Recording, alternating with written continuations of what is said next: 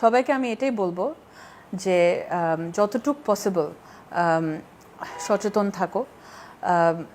Please know that আমি বুঝতে পারছি যে এই সিচুয়েশনটা অনেক ডিফিকাল্ট একটা সময়।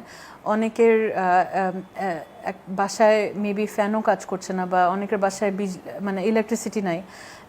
এটা প্রচণ্ড ডিফিকাল্ট। আমি ফিল করছি যে এই সিচুয়েশনে আসলে একটা হোপলেস ফিলিং আসতে পারে, বা একদম আমি কি করব, আমি কেমনে আমার বাচ্চাকে ঘুম পাড়াবো, আমি কেমনে কি করব। এটা আমি প্রত্যেক দিন অলমোস্ট আমি দেখছি। And I feel helpless too, because আমি যতই চাই I can't change the situation overnight. However I will say যে যতটুকু পসিবল রেস্ট নিতে।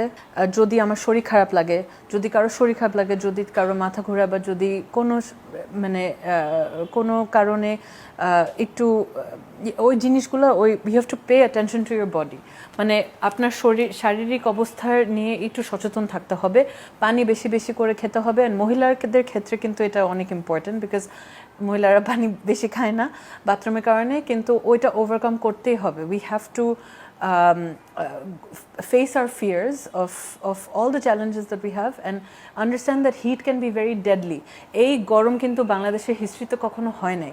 সো আমাদের আগের প্র্যাকটিসেস বাদ দিয়ে নতুন প্র্যাকটিস অ্যাডপ্ট করে নিতে হবে, আমাদের প্রিকশনস স্টার্ট করতে হবে। সো এই জিনিসগুলোর জন্য কিন্তু আমরা একটা বুকলেট রেডি করছি, যে ইনফরমেশনগুলো, তথ্যগুলো সব সুন্দরভাবে সাজানো থাকবে বুকলেটে। অ্যান্ড বুকলেটটা কিন্তু লেখা থাকবে অনেক সিম্পল ভাষায়, যাতে সবাই বুঝতে পারে, আর ছবিগুলো যাতে সবাই বুঝে নিতে পারে।